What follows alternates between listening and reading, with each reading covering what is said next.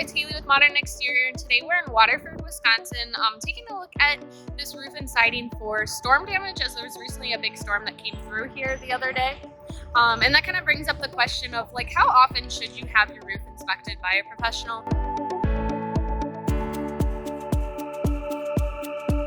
Some of the most kind of biggest points would be, if you're buying or selling a house, have that roof inspected that you're going to buy or you're going to sell,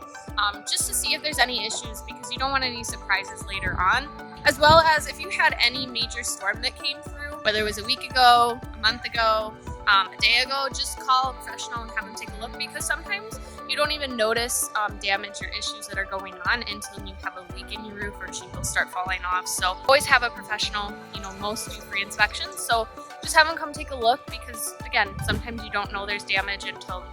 more issues happen later on. Another reason you should have your roof inspected, if you don't know the age of it, if you just want to figure out the age of it and if there's any issues,